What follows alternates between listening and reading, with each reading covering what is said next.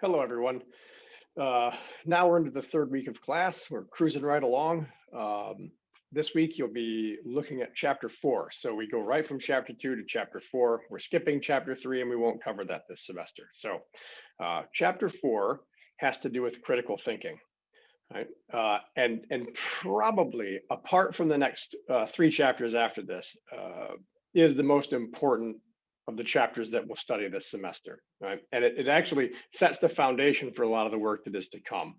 So if there's ever a week to skimp off on your work and take a week off, this is definitely not it. Okay, so chapter 4 has to do with critical thinking, and we're going to look at three different dimensions of that as far as how we develop that skill. So you can basically break the chapter into thirds.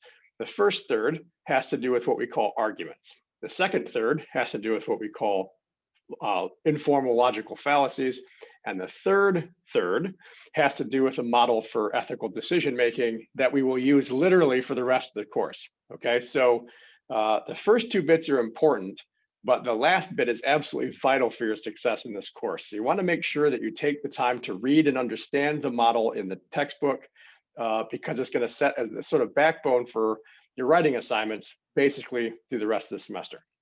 So speaking of which, this unit introduces a new kind of assignment to the term. So from here on out, you're going to have short papers to write for every single module. And they're not hugely long in many cases. It's usually about 2 pages ought to do it, depending on the topic and how much you feel like writing. But the next 4 assignments are all interconnected. And that's an important thing to understand. I'll say more about that in a little bit, and maybe even in a separate video. But the chapter 4 writing assignment is absolutely crucial to do because it sets you up for the next 3. So you can't skip that one. All right, but before we get into that, just a brief introduction into why critical thinking is important, right? Why this is a important thing to study. Well, first off, I think most of us can tell from the contemporary environment that we live in that people are trying to convince you of things all the time, right? You live in a world where you're immersed in noise, and a lot of that noise is persuasive, meaning it's trying to convince you to see things a certain way. And by and large, more often than not, the broadcasters of that noise have no real interest in giving you any reason or justification or foundation for why you should believe these kinds of things, right? They just expect that you're going to accept that they say something, that what they say is right because they're saying it, as if that's enough to verify or certify the legitimacy of something, right? Becoming a critical thinker requires us to develop, first of all, a kind of attitude of healthy skepticism, okay? Now, we're pre-programmed to trust, right? That's our sort of default setting, is that when people tell us something, we assume that they're acting in good faith and that they mean it and that they have good reasons for what they're saying. But oftentimes, as I just mentioned, that's not the case, right?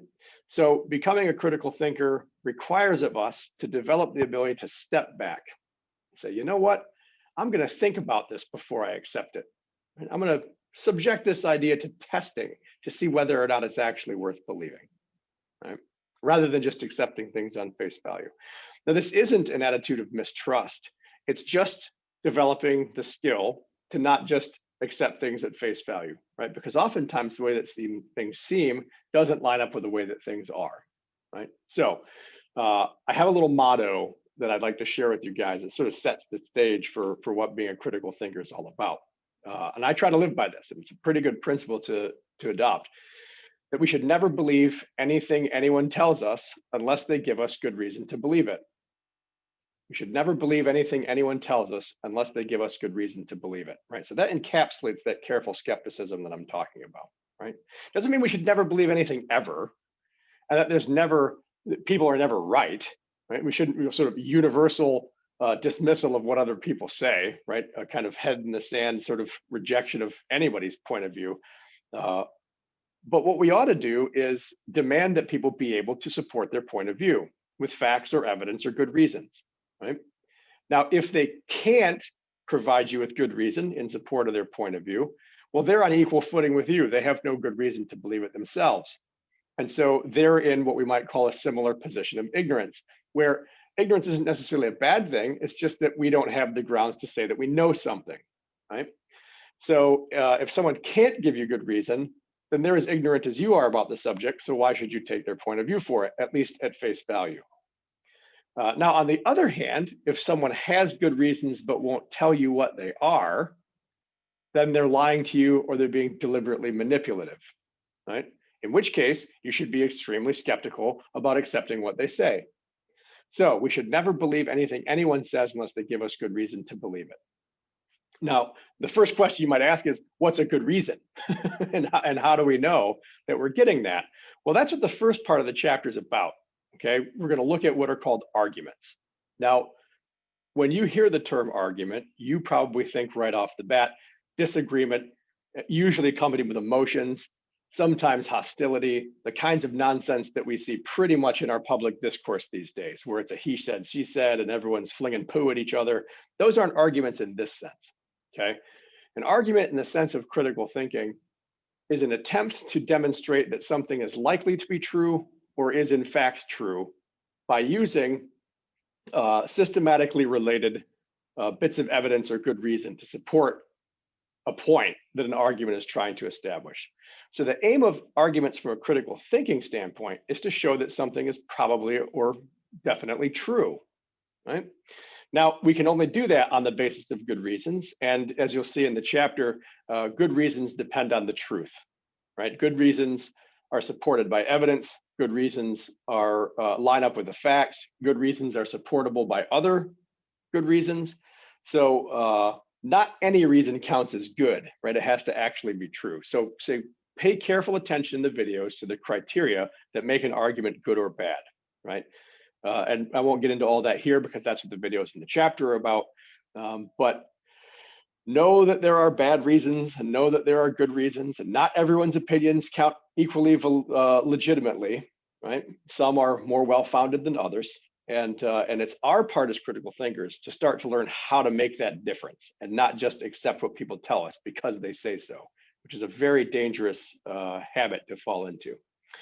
The second part of the chapter, I want to just say something briefly about, deals with what we call informal logical fallacies. Now, that means basically that they're not, as you'll see when you get into this, a problem with the structure, the way that arguments are set up, but they're problems with sort of what the argument's trying to get you to believe. But these things are extraordinarily common, and they've been used for millennia by people who are trying to manipulate you into believing something. What fallacies are is an attempt to persuade or mislead you either emotionally or psychologically, rather than by giving you good reason. Now, these sound like good reasons because they've been around for so long, they're almost second nature to us. And I say second nature to us because it isn't just that people use fallacies to manipulate us individually. We also use these fallacies to manipulate others, right? So the point of learning this is to help us avoid poor reasoning in our own thinking and to avoid being manipulated by other people. And I will tell you that almost every time you turn on an advertisement on TV or you listen to politicians talk, they're trading in these fallacies, trying to manipulate you into believing something that you don't have good reason to believe, right? So why are we learning them? So you can avoid them, right? The point is to clarify your own thinking and to avoid falling in the pitfalls of bad thought from other people. Now, the third bit of the chapter has to do with a model for solving ethical problems. So we go from, on the one hand, learning how to be better thinkers and not be taken in by other people trying to fool us. On the other hand, learning how to make good ethical decisions.